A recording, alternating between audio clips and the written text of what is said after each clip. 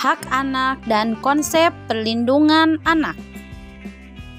Assalamualaikum warahmatullahi wabarakatuh.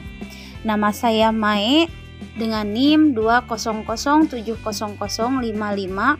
kelas B1 2020 non-reg PG PAUD IKIP Siliwangi.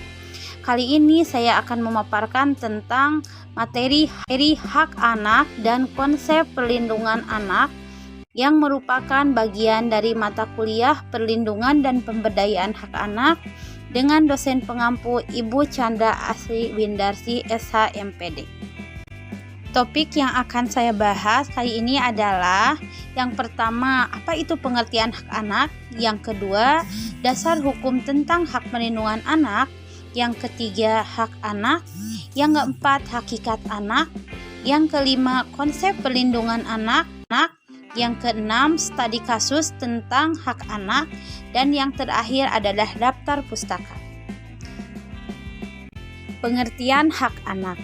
Hak anak dalam konteks hak asasi manusia mengandung konsekuensi, yaitu 1. Secara umum, norma-norma hak asasi manusia berlaku pula pada anak.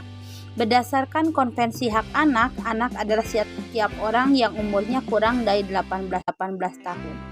Yang kedua adalah beberapa norma hak asasi manusia bagi anak mendapatkan penekanan secara khusus dan standarnya pun juga ditingkatkan. Misalnya, hak atas pendidikan. Sekalipun setiap manusia memiliki hak atas pendidikan, namun untuk anak hak ini mendapat penekanan sebagai hak yang harus dipenuhi secara wajib dan gratis. Selain itu, menyangkut kesehatan, anak mendapat perlindungan dari praktik tradisional yang berdampak buruk pada anak, misalnya perempuan. Yang ketiga, anak tidak memiliki beberapa hak yang dimiliki oleh orang dewasa, seperti hak untuk memilih dan dipilih dalam pemilu, hak untuk menikah dan berkeluarga, serta hak untuk bekerja. Yang keempat, anak memiliki hak yang tidak dimiliki orang dewasa, seperti hak untuk mengetahui orang tuanya atau pengasuhnya, serta hak untuk tidak dikenai hukuman mati atau penjara seumur hidup. Terkait dasar hukum tentang hak perlindungan anak. Perlindungan anak adalah segala kegiatan untuk menjamin dan melindungi anak dan hak-haknya agar dapat hidup, tumbuh, berkembang, dan berpartisipasi secara optimal sesuai dengan harkat dan martabat kemanusiaan, serta mendapat perlindungan dari kekerasan dan diskriminasi. Dalam pasal 1 ayat 1 Undang-Undang Nomor 23 Tahun 2002 tentang Perlindungan Hak Anak berisi tentang ketentuan bahwa anak adalah seseorang yang belum berusia 18 tahun, termasuk anak yang masih dalam kandungan. Yang selanjutnya, Undang-Undang Nomor 23 Tahun 2002 tentang Perlindungan Anak berisi ketentuan bahwa hak anak adalah bagian dari hak asasi manusia yang wajib dijamin, dilindungi, dan dipenuhi oleh orang tua, keluarga, masyarakat, pemerintah, dan negara. Yang selanjutnya kita akan membahas apa saja hak anak itu. Pada tanggal 20 November 1959 dalam sidang umum Konvensi Hak Anak atau United Nations Convention on the Rights of the Child, sebuah konvensi internasional mengatur hak-hak sipil, politik, ekonomi, sosial, dan kultural anak. Secara garis besar, deklarasi ini memuat 10 asas tentang hak-hak anak, yaitu yang pertama, hak untuk bermain. Yang kedua, hak untuk mendapatkan pendidikan. Yang ketiga, hak untuk mendapatkan perlindungan. Yang keempat, hak untuk mendapatkan nama atau identitas. Yang kelima, hak untuk mendapatkan status kebangsaan atau kewarganegaraan. Yang keenam, hak untuk mendapatkan makanan. Yang ketujuh, hak untuk mendapatkan akses kesehatan. Yang kedelapan, hak untuk mendapatkan rekreasi. Yang kesembilan, hak untuk mendapatkan persamaan. Dan yang terakhir adalah yang ke-10, hak untuk memiliki peran dalam pembangunan. Topik selanjutnya adalah tentang hakikat anak. Siapa itu anak?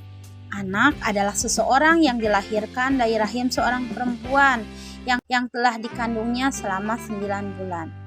Menurut Undang-Undang Nomor 23 Tahun 2002, anak adalah seseorang yang belum berusia 18 tahun, termasuk anak yang masih ada dalam kandungan. Terkait pada konsep pelindungan anak, pada pasal 76 Undang-Undang Nomor 35 Tahun 2014 tentang perlindungan anak menyebutkan bahwa setiap anak selama dalam pengasuhan orang tua, wali atau pihak lain manapun yang bertanggung jawab atas pengasuhan berhak mendapatkan perlindungan dari perlakuan seperti diskriminasi. Yang kedua, eksploitasi baik ekonomi maupun sosial. Yang selanjutnya adalah penelantaran, terus kekejaman, kekerasan dan penganiayaan. Lalu ketidakadilan, dan yang terakhir ada perlakuan salah lainnya seperti salah satunya kekerasan fisik atau kekerasan dalam seksual dan sebagainya. Pada kesempatan ini ada sebuah studi kasus yang ingin saya analisis terkait hak anak untuk mendapatkan identitasnya. Inilah salah satu kasus yang saya temukan. Terkait studi kasus yang saya ajukan tentang AJK, selanjutnya dapat kita lihat pada beberapa referensi kasus. Yang pertama tentang bagaimana cara pengangkatan anak atau adopsi yang resmi secara hukum peradilan. Yang kedua, bagaimana orang tua yang memasukkan anak angkat pada akte atau ijazah anak tersebut atas nama orang tua akadnya, apakah diperbolehkan? Dan bagaimana aturan hukum pidananya bagi orang tua yang menjadikan anak angkat sebagai anak kandungnya, serta bagaimana pandangan Islam terhadap orang tua yang menjadikan anak angkat sebagai anak kandungnya. Dapat kita saksikan pada link video berikut ini. Selamat menyaksikan.